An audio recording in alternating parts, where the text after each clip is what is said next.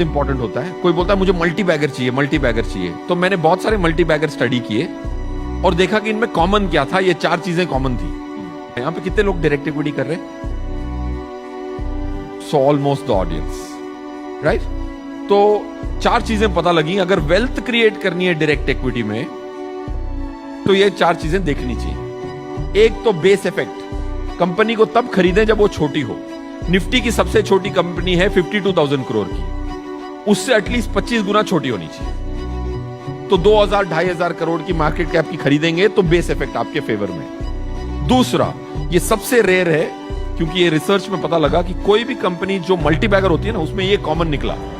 उनकी जो रिजल्ट्स आती है ना, रिजल्ट कितना उतार चढ़ाव है, रिजल्ट में कितना उतार चढ़ाव है, वो कम है तो बहुत अच्छा है। एक कंपनी थी बहुत अच्छा बढ़ रही है, बट एक साल वो 73% ग्रो हुई, दूसरे साल -20% ग्रो हुई, वो कभी मल्टी बैगर नहीं बनी। क्योंकि एक ओनर रहेगा ही नहीं उसका।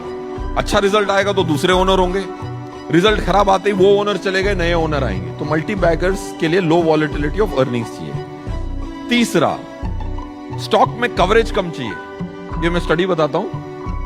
NSE 500 में 500 कंपनियां हैं, जाहिर सी बात है।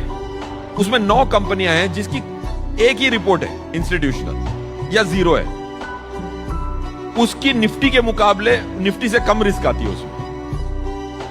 कवरेज ज्यादा हो तो ज्यादा वॉलेटिलिटी होती है उसमें। ज्यादा वॉलेटिलिटी होती है तो रोज ओनर बदलते हैं। So these were the 3 learnings. And चौथा लर्निंग, बहुत सारे almost about 2700 direct equity portfolio, आप सबने हाथ उठाए ना, हमने स्टडी किए। 2700 क्लाइंट बोलता है मैं म्यूचुअल फंड करूंगा क्यों, मैं तो डायरेक्ट इक्विटी कर रहा हूं। तो हम उसको टेस्ट करके देखे कि क्या उन्होंने निफ्टी को बीट किया।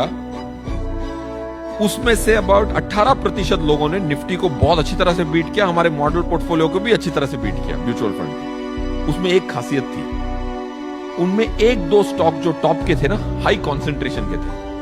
अगर आपको डिवर्सिफाई करना है तो म्यूचुअल फंड ही करें। अगर आप डायरेक्ट इक्विटी में 50 स्टॉक खरीद रहे हैं तो बिल्कुल आप म्यूचुअल फंड बना। सो इसका एब्रीवेशन है ब्लॉक। बेस इफेक्ट, लो वॉलेटिलिटी इन अर्निंग्स, आपको कवरेज कम चाहिए और ओवरलुक स्टॉक्स देखने पड़ेंगे आपको, और लास्ट में कॉन्सेंट्रेटेड खरीदना पड़ेगा। Thank you for watching. Don't forget to hit subscribe and like our content.